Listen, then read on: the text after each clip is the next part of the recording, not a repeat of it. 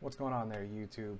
So obviously, this being a new channel, I wanted to start out with kind of a little bit of an introduction to say that I am concerned about the direction that our country and our democracy is headed would definitely be an understatement. So I feel like I had to do something to hopefully spread some more information, especially the stories that are hidden or buried or whatever you want to call it by the mainstream media, and kind of bring the other side more to the forefront and to the light. I by no means want you to take my word for it. My goal is to give you the tools to do the research on your own. I will always link anything that I talk about down in the comment section. You guys can check it out for yourself, read the article. Like I said, don't trust me, don't trust anybody, do your own research.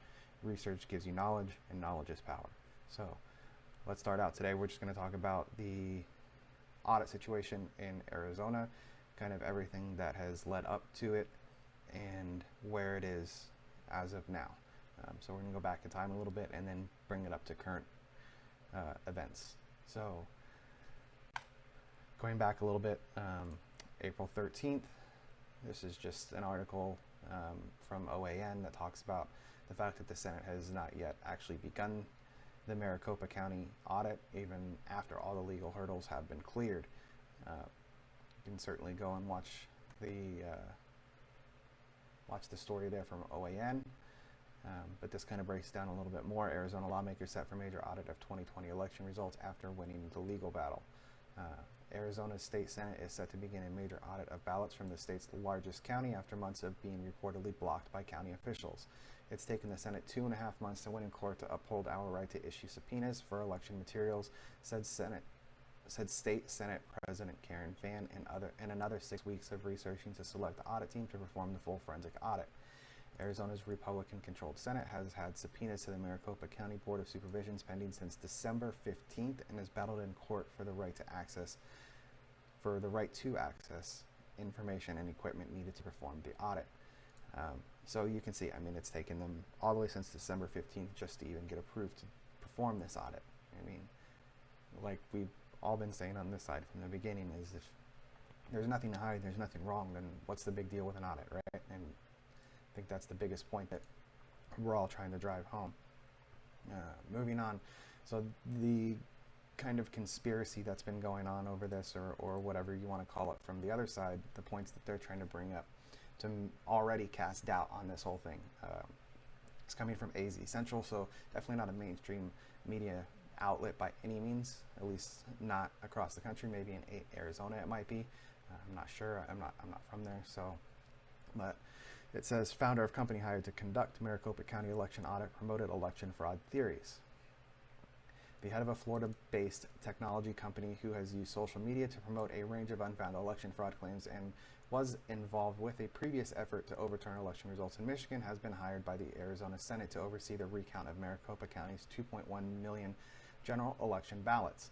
The company, called Cyber Ninjas, remember that name, will lead a team that includes 3 other firms as part of the $150,000 contract the Senate has awarded to conduct an unprecedented audit of the county's election results.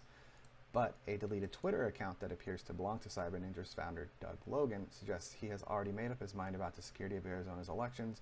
It includes a litany of unsubstantiated claims about fraud in the last election. So that's what he's accusing him of, and this is why right here. I'm tired of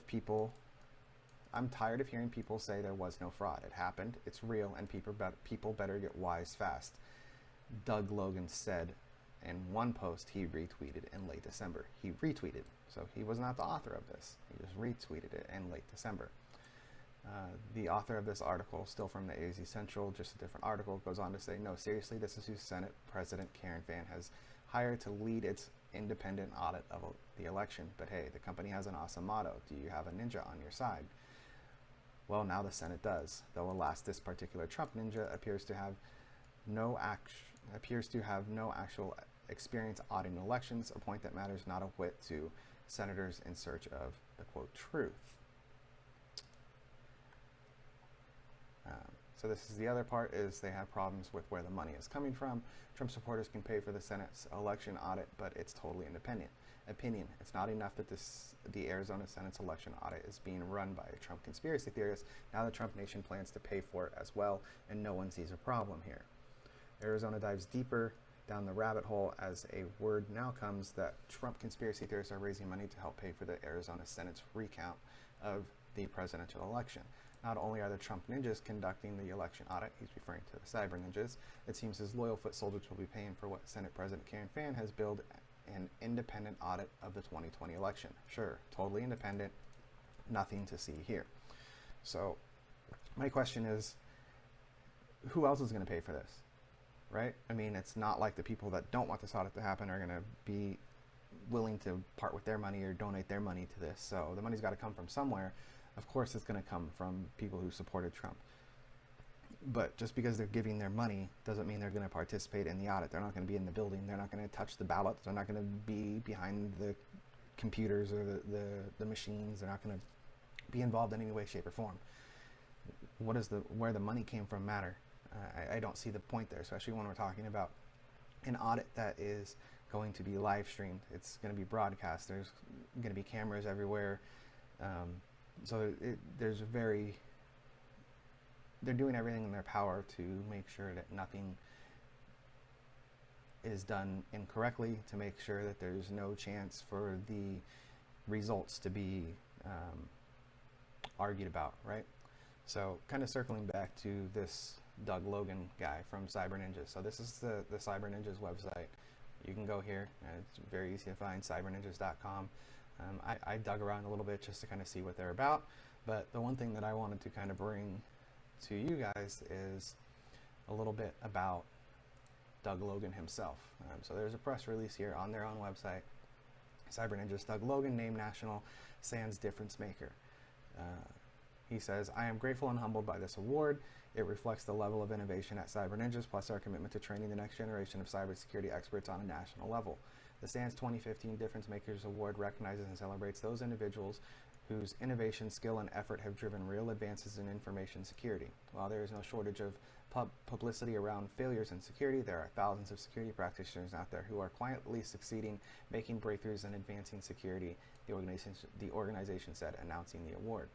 Logan was honored for his continued work with the nonprofit U.S. Cyber Challenge, whose mission is to identify, attract, recruit, and place the next generation of cybersecurity professionals to fill the gap within the cybersecurity workforce. The USCC is doing great things, Logan said. We're grateful to be able to be part of it at Cyber Ninjas. This past year, Logan put more than 300 hours into working with a few other individuals in the USCC to create a competitive game that teaches and tests cybersecurity-related concepts. It's referred to as a CTF, or Capture the Flag, because competitors must solve challenges to uncover the answers to questions, the flags, boosting a team's score. Many of the flags they must first capture involve taking advantage of a security vulnerability in order to compromise a system, and all of the challenges were designed to teach security concepts. So, based off of this, my guess would be that what Cyber Ninjas is going to be doing is looking at the broadband infrastructure, things like that, you know, vulnerability to hacks, things of that nature. I don't foresee them, you know, handling paper ballots or anything like that. I mean, they're going to be auditing the area that they have the expertise in, which is cybersecurity. So I don't see how him having opinions on what happened during the election makes one bit of difference at all. I mean, everybody is entitled to their opinion. This man is obviously successful in his field. He's been doing it for a while, and I don't see him risking everything that he's built in his personal life just for this. I mean, it would seem asinine to me that somebody would throw their entire life away for an opportunity to do something that, I mean, in reality, what's going to happen now? Even if it comes out that the election was tampered with, what's really going to happen? Are they going to suddenly pull Biden out of office and put Trump back in? I don't know. I mean, one can only hope, right? But who knows what would even happen at this point? Trump's already gone. So again, I don't see somebody risking his livelihood, his entire life, you know, feeding his family because of his own beliefs. And he's going to go in there, he's going to do his job, and he's going to oversee his team. His team is going to do their work, they're going to bring the findings to him, and he's going to do his job. That's my opinion. You know, take it for what it is, but Again, I will link everything that I talked about today down in the comment section. You guys are free, obviously, to look into it yourselves, read over the articles. Like I said at the beginning, research gives you knowledge. Knowledge is power. Use that knowledge to make correct decisions in the future.